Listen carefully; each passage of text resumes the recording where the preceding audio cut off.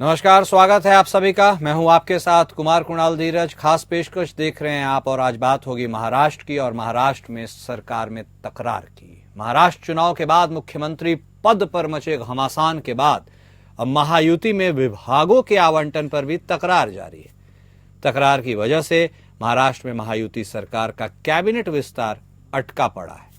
सरकार में शामिल शिवसेना और एनसीपी मंत्रालय को लेकर अपनी मांगों पर अड़े हुए हैं।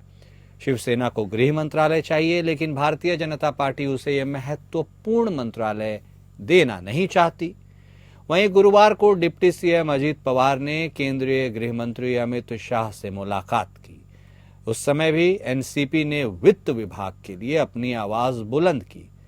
इतना ही नहीं, यह भी कहा कि अगर पार्टी और उसके राष्ट्रीय अध्यक्ष अजीत पवार को यह मंत्रालय नहीं मिलता है तो महायुति सरकार का कोई भी मतलब नहीं रह जाएगा।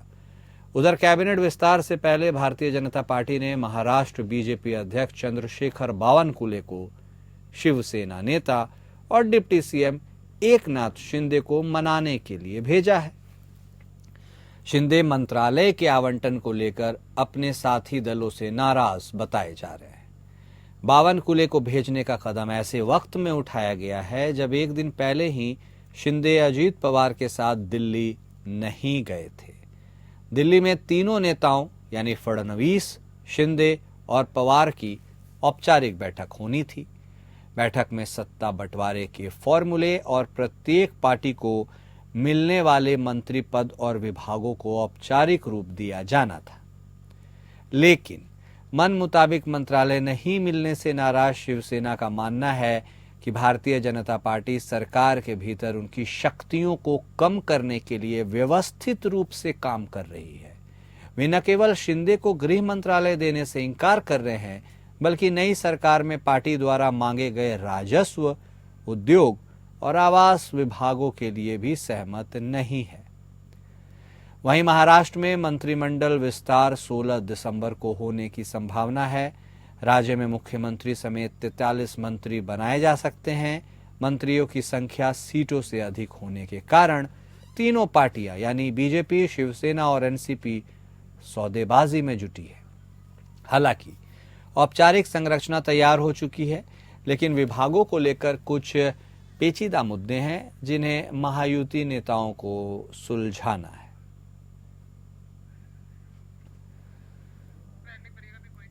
तो महायुति सरकार का कैबिनेट विस्तार अटका है। हम सबने देखा था कि किस प्रकार चुनावी नतीजों के बाद काफी दिनों तक यह गहमा गहमी चली कि कौन महाराष्ट्र की कमान संभालेगा। पशोपेश की स्थिति थी। क्या एकनाथ शिंदे को फिर से कमान दी जाएगी, कोई सरप्राइज चेहरा होगा या देवेंद्र फडणवीस। उस पूरे प्रकरण का पटाक्षेप होते होते काफी वक्त निकल गया और अंततः फडणवीस ने महाराष्ट्र की कमान संभाली। एक प्रॉब्लम खत्म हुई तो दूसरा प्रॉब्लम शुरू हो गया। अब एक यह प्रॉब्लम निकलकर सामने आ रहा है कि भाई किसको कौन सा मंत्रालय दिया जाएगा। शिंदे साहब उस वक्त भी संभवतः नाराज बताए जा रहे थे जब उन्हें मुख्यमंत्री नहीं बनाया जा रहा था। हालांकि बाद में आके उन्होंने प्रेस को संबोधित करते हुए खुद ही अपना फैसला सुना दिया था कि भारतीय जनता पार्टी का जो भी नेता सीएम बने उन्हें स्वीकार्य है।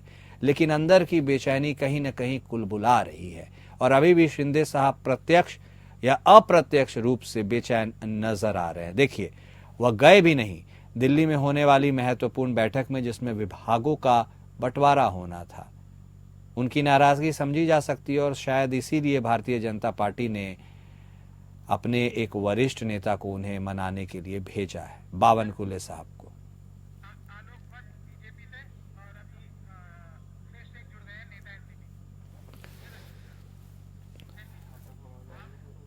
तो शिवसेना को गृह मंत्रालय भारतीय जनता पार्टी नहीं देना चाहती, यह भी एक मामला फंसा था। हालांकि करीब करीब भारतीय जनता पार्टी ही अपने पास गृह मंत्रालय भी रखेगी। लेकिन यह जो मंत्रालयों के बंटवारे को लेकर पेच फंसा है, इस पर हम अपनी चर्चा को आगे बढ़ाएंगे।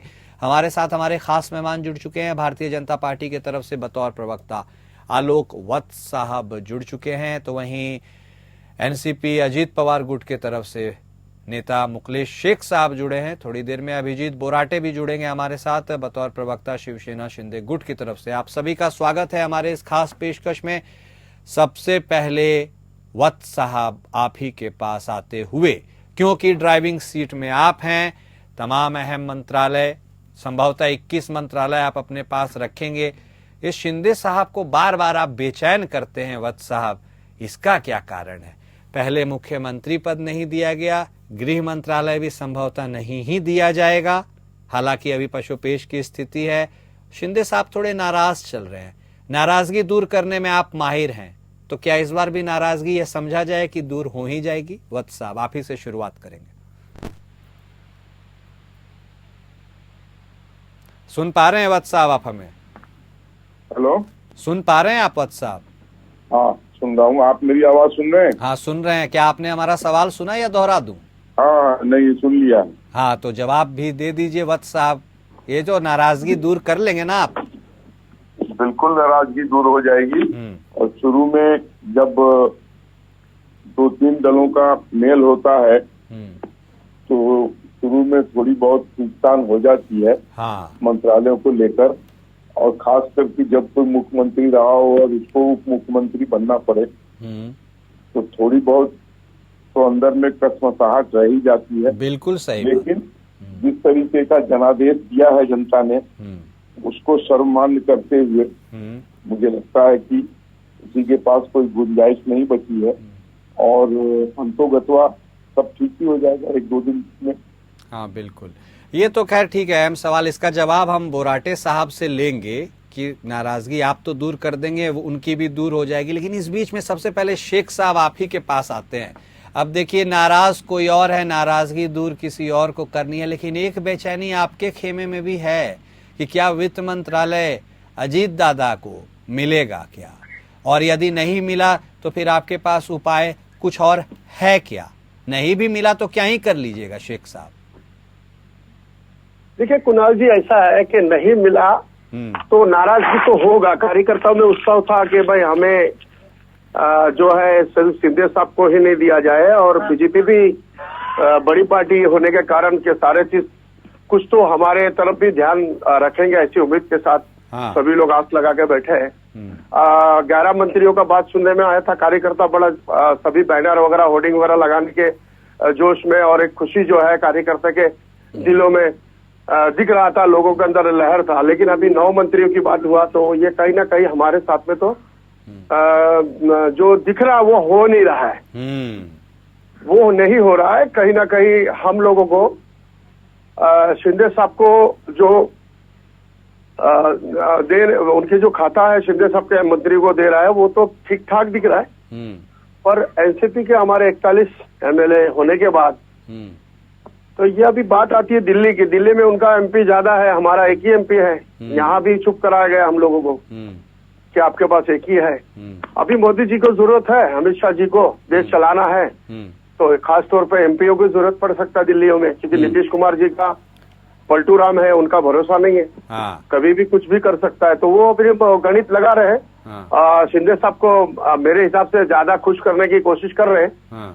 तो मिलजुल कर चलने की कोशिश हमारी भी है, क्योंकि हम महायुति में चुनाव अगर लड़े हैं, जनता को फेस किया, जनता हमारे को चुन के मैंडेट दिया है। लाडली बहन और सारे योजना जो है अजीत दादा पवार साहब थे, साथ में शिंदे साहब थे और देवेंद्र जी थे। ठीक है, हम यूपी में थे, लेकिन ज्यादातर अजीत पवार साहब ने मेहनत किया। और हमारे कार्यकर्ताओं ने, सारे लोगों ने जो है लाडली बहन के अंदर पहला इशू जो है हमारे पार्टी से ही शुरू किया गया। आज सभी लोग राज तिलक की करत तैयारी कर रहे हैं, लेकिन कहीं ना कहीं हमारे कार्यकर्ताओं के अंदर जो है, अगर अजीत पवार साहब को जिसको बोलते हैं एक जो काम करने का संधि मिलना चाहिए, वो वही सरकार से मिलने की उम्मीद है। ठीक है। तो वो चीजें जो है हमें कहीं ना कहीं थोड़ा नजरअंदाज करता हुआ दिख रहा है। मैं राष्ट्रवादी के अजीत पवार साहब के कार्यकर्ता होने के नाते मैं उम्मीद अभी भी कर रहा हूं और कल भी करूंगा। और महायुति में हम सरकार में रहेंगे भी, साथ में अच्छा काम करेंगे। लेकिन अपील है हमें, हमारी एक कार्यकर्ता होने के नाते हाजी मुखलेस शेख का, कि सर मेहरबानी करके हमारे लोगों को भी, जो हमारा पार्टी अजीत दादा पवार साहब का, कुणाल जी, वो सबका सभी लोगों के सभी धर्म को लेके चलने वाली पार्टी है। और हिंदुत्व की पार्टी भी शिंदे साहब है और राज ठाकरे साहब है और बीजेपी भी है, लेकिन हम उनके साथ युति में है। लेकिन कहीं ना कहीं हमारे साथ मुस्लिम समाज 22% जो वोट किया है, हमारे साथ क्रिश्चियन समाज है और भी दलित समाज है, जुड़ रहे हैं। वो जुड़ने पे मजबूती हमें मिलेगा अगर हमें ठीक है। अपील ठीक है, समझ गए। तो हाँ, समझ गए। अपील ही कर सकते हैं ना, और इसके अलावा किया भी क्या जा सकता है? आपके पास क्या कर सकते हैं? हाँ भाई, समझ गए आपकी भावना को समझ रहे हैं शेख साहब। और इसीलिए आप सोचते हैं कि कभी शिंदे गुट को खुश किया जा रहा है, कभी आपको ऐसा मानना है, तो पूछ ही लेते हैं। बोराटे साहब भी हमारे साथ जुड़े हुए हैं। बोराटे साहब, आपकी नाराजगी ना बहुत बिल्कुल मौसमी सी है।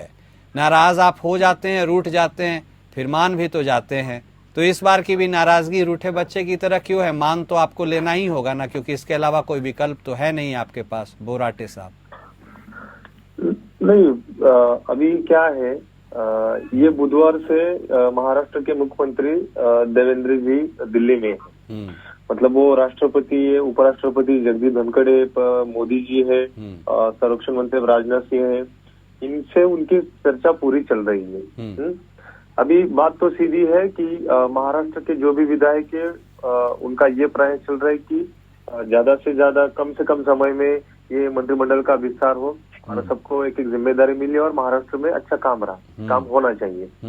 अभी बीजेपी के शीर्ष नेतृत्व द्वारा लेट क्यों हो रहा है?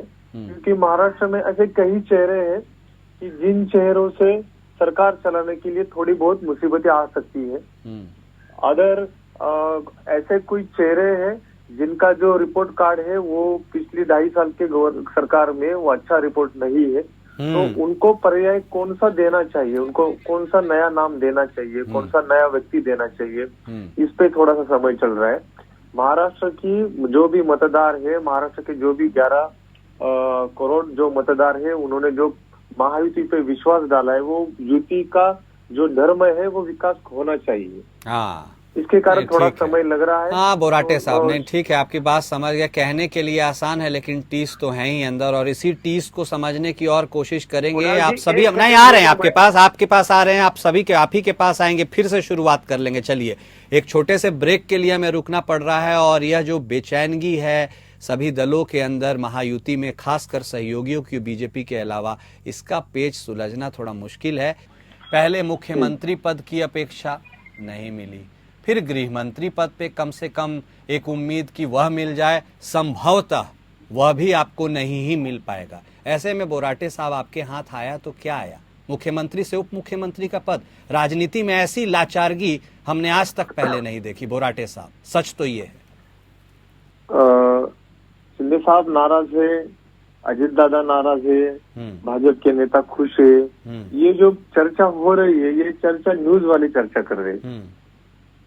मतलब आप खुश ये मतदारों में चर्चा बिल्कुल नहीं है। हाँ, वो तो हो गया। राज्य की सरकार अच्छी तरह से चलनी चाहिए। हाँ। राज्य के विकास अच्छे तरह होना चाहिए। हाँ। तो अगर थोड़ा समय लग रहा है तो आपने थोड़ा सा वेट करना चाहिए। महाराष्ट्र राज्य को अच्छी तरह से गवर्नमेंट मिल जाए। बोराटे साहब सब खुश है, तो शिंदे साहब बैठक में क्यों नहीं गए, ये भी बता दीजिए। बैठक तो तीनों की थी ना। नहीं, ऐसा नहीं है कि शिंदे साहब नहीं गए इसका मतलब वो नाराज है, बिल्कुल नहीं है। उन्होंने जब उन्होंने डीसीएम की जब उन्होंने शपथ ली थी, तब भी उन्होंने उन्होंने मीडिया के सामने भी बोला था कि मैं कोई नाराज वगैरह कुछ नहीं हूँ। और बात स्वाभाविक है, अगर सीएम साहब ने पिछले 2-2.5 साल में अगर उन्होंने महाराष्ट्र में बहुत अच्छी तरह से काम किया है, ठीक है, तो उनका भी प्रयास होगा कि फिर एक बार मुझे अगर संधि मिलेगी तो मैं महाराष्ट्र में बहुत अच्छी तरह से काम करूंगा। ठीक, इसका मतलब ये नहीं है ठीक है, वो नाराज हो गए। हाँ, समझ गए। वत्स साहब, कहाँ तो हम शुरुआत कर रहे थे बात नाराजगी की, अब तो देखिए कोई नाराजगी नहीं है। जब कोई नाराजगी नहीं है तो किसकी नाराजगी दूर करने के लिए बावनकुले साहब को आपने भेजा? कोई नाराज नहीं है, जो दे दिया जाए भारतीय जनता पार्टी के तरफ से वह स्वीकार है। आपके लिए तो खुला मैदान है सर, खुल के बैटिंग कीजिए वत्स साहब। राजनीति संभावनाओं का खेल होता है, और जब कोई किसी से मिलता है तो न्यूज बन जाती है। खासकर आजकल जो पत्रकारिता है, खोजी पत्रकारिता की ओर ज्यादा ध्यान दे रहा है। ठीक कहा अभी शिंदे साहब के प्रवक्ता ने, कहीं कोई नाराजगी नहीं है। राज्य को आगे बढ़ना है, राज्य को आगे ले जाना है, राज्य को मजबूत करना है, वहाँ के लोगों को खुशहाल करना है, इसकी कवायद होगी। इसी के लिए जनता ने इतना मैसिव मैंडेट दिया है। शुरुआती दौर में मैंने कहा ना, जब गठबंधन की राजनीति होती है तो हल्की फुल्की नुकसान होती है, लेकिन इससे ज्यादा कुछ नहीं है। आप देखिएगा 1-2 दिनों के अंदर सभी चीजें दुरुस्त हो जाएंगी। हो बड़े आराम से एक अच्छी सरकार का गठन होगा, एक ऐसी सरकार जो वहाँ पर अभूतपूर्व विकास करने जा रही है। नहीं वत्स साहब, वो अच्छा है, आपने भी कहा नाराजगी नहीं है, चलिए ठीक है, उस चैप्टर को हम क्लोज कर देते हैं। लेकिन यदि सब कुछ अच्छा था सर, तो इतना टाइम तो नहीं लगता ना मुख्यमंत्री पद को मुख्यमंत्री के द्वारा शपथ लिए जाने का वेट करने के लिए। कितना माथापच्ची करना पड़ा यह भी सबको पता है सर। तो इसका मतलब कहीं ना कहीं कुछ तो पक ही रहा था ना वत्स साहब, तो जग जाहिर है इसमें कुछ कहाँ खोजने की जरूरत थी। देखिए, मैंने आपसे क्या कहा, हाँ, गठबंधन की राजनीति में थोड़ा बहुत शुरुआती दौर में खींचतान होता है, थोड़ी मान मनोबल होती है, ठीक, लेकिन ये मजबूत सरकार है और ये मजबूती से, ये मजबूत गठबंधन है और ये मजबूती से काम करेगी। 1-2 दिनों में सारे मसले हल हो जाएंगे और मंत्रिमंडल का गठन हो जाएगा, जो काम करने के लिए ठीक शुरू कर देंगे। ठीक है वत्स साहब। शेख साहब सुन रहे हैं ना आप, कोई नाराजगी नहीं है बोराटे साहब को। वत्स साहब ने भी कहा कि थोड़ी बहुत खींचतान होती है, निकल जाती है, सरकार मजबूत है। मजबूत सरकार तो है, लेकिन कितने मजबूर सहयोगी हैं शेख साहब, यह भी एकदम साफ दिख के सामने आ रहा है कि पाने को के लिए तो बहुत कुछ है, लेकिन खोने के लिए बचा ही क्या है, साथी तो रहना है। शेख साहब, अजीब सी रवानगी है इस महाराष्ट्र की राजनीति में। कुणाल जी, देखिए, उनकी पार्टी अलग है, शिंदे साहब की पार्टी जो बनी है 2.5 साल की वो अलग है, हमारी पार्टी जो बनी है वो भी हमारी पार्टी अलग है। तो हर किसी का अपनी अपनी सोच है, कार्यकर्ता को समझाना पड़ता है। कार्यकर्ता, बहुत से लोग, सैकड़ों लोगों को समझाने के लिए, देखिए मीडिया की भी बातमियां देखा जाता है, खबर देखा जाता है, जो असली बातें होता है अपने लीडर अपने मुंह से जब बोलते हैं तो कार्यकर्ता उसी को असली बात मानते हैं। मीडिया के अंदर लोग देख के फिर कार्यकर्ता जाके उनको पूछते हैं कि साहब ये ठीक है क्या, कि आजकल अफवाह और मीडिया के अंदर भी बहुत सी चीजें चलने लगा है और उस पे लीडर पे भी लोग भरोसा करके उस चीज को अपने लीडरों से पूछते हैं कि भाई, अभी मैं ये आपके चैनल से माध्यम से कहना चाहूंगा कि ठीक है, सब कुछ ठीक है, लेकिन अगर हाथ मिलाया तो दिल भी मिलाओ। अगर दिल मिलेगा तो ही लोगों में अच्छा मैसेज जाएगा ना।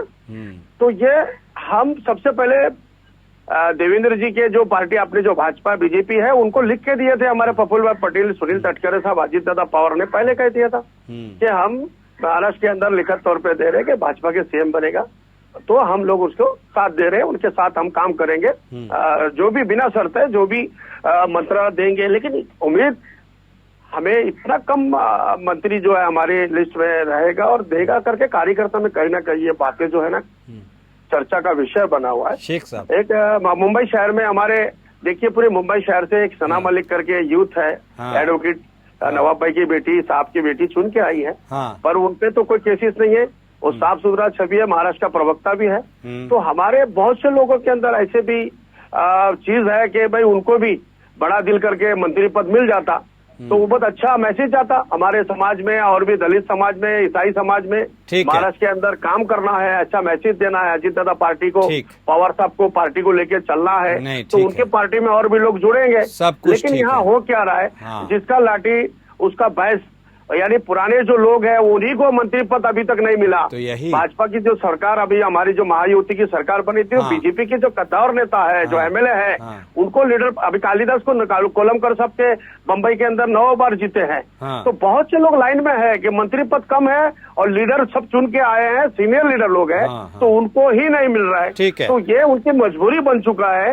उससे ज्यादातर हमारे 2 सीट कम किया जा रहा है कि उनके मंत्रियों को बिठाने के लिए, भाजपा के लोगों को जो मंत्री पद देने के लिए, कुछ करने के लिए। तो मेरी अपील है कि इस तरह के हमारे साथ ना करें, हमें न्याय दे और हमारे कार्यकर्ताओं को आपके साथ मिलकर काम करने का जो है एक संधि दे और ताकत और पावर दे। हमारे लीडर जो है मुस्लिम चेहरा जो सना मलिक है उनको भी मंत्री बना जाए। हमने अजीत दादा पवार से अपील किया है। नहीं, अपील आपने किया है, वो अपील हमने सुन लिया है, लेकिन आपने एक दिलचस्प बात कही। आपने कहा कि हाथ मिल गए हैं तो दिल भी मिला लेना चाहिए।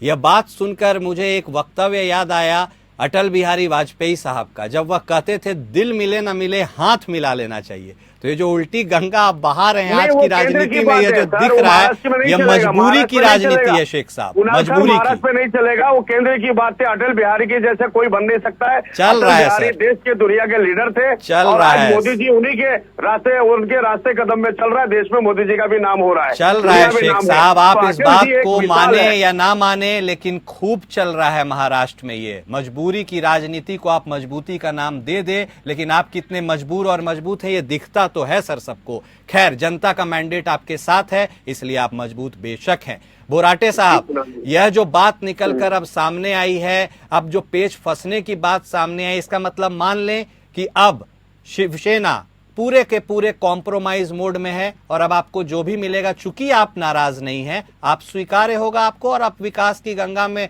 को आगे बढ़ाने का महाराष्ट्र में काम करेंगे। कोई बातचीत की तो जरूरत ही नहीं है। बोराटे साहब, जब भारतीय जनता पार्टी के 105 विधायक थे, हाँ, और कुछ विपक्ष दल के कुछ अपक्ष कुछ विधायक उनके साथ थे, फिर भी भारतीय जनता पार्टी ने हमारी पार्टी को मुख्यमंत्री का पद देके उन्हें हमारा स्वागत किया है।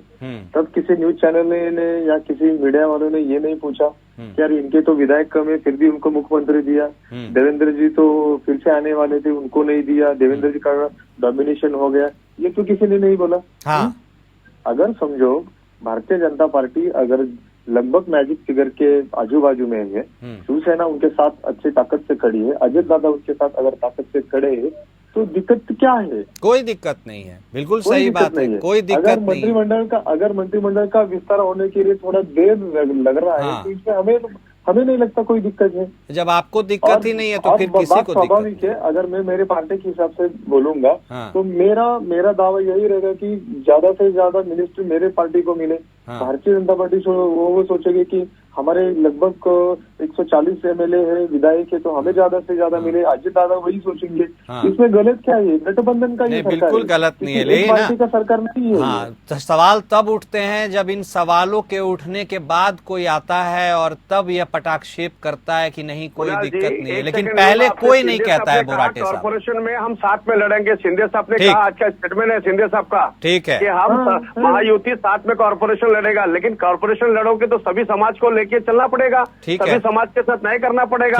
हम अगर युति में है तो हमारे साथ भी अजीत दादा पवार साहब के पार्टी के लोगों को भी नजरअंदाज नहीं करके चल सकता है ना। तो हम रोड पे जाएंगे, लोगों में मिलेंगे, घरों में जाएंगे, तो लोग हमारी मदद करेगा। कॉर्पोरेशन में हमारे सीट भी आएगा, शिंदे साहब के सीट और बीजेपी के सीट आएगा। ठीक है, लेकिन इस तरह की अगर वाटा, अगर मीठा मीठा गाप गाप, कड़वा कड़वा थू थू, तो लोगों में मैसेज गलत भी जाएगा ना। ठीक है, ठीक है। क्विक क्लोजिंग रिएक्शन वत्स साहब, आपने भी सुना है और आपने भी सब कुछ देखा ही है। ऐसे में क्या हम उम्मीद कर सकते हैं कि बहुत ही कम समय में संपूर्ण कैबिनेट के जो मंत्री होंगे वो अपना शपथ ले लेंगे और महाराष्ट्र सुचारू गति से आगे चलेगा? वत्स साहब, quick closing comment.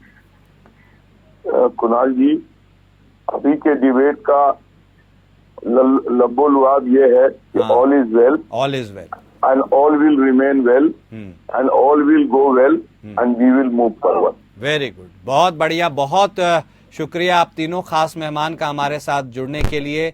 All is well Maharashtra की फिजा से यह निकल कर सामने आ रही है। तो जिस प्रकार का मैंडेट लोगों ने महायुति को दिया है, उसी प्रकार से सरकार को बढ़ाने और चलाने की भी कवायद है। ये जो थोड़े थोड़े पेच फंसते हैं, इसको नाराजगी ना समझा जाए और इसको यूं समझा जाए कि बस थोड़ा सा वक्त लग रहा है। लेकिन राजनीति में ऐसा होता कुछ नहीं है। नाराज होकर भी नाराजगी ना जाहिर करने की यह पीड़ा है। हमारे साथ फिलहाल इस खास पेशकश में इतना ही। नमस्कार।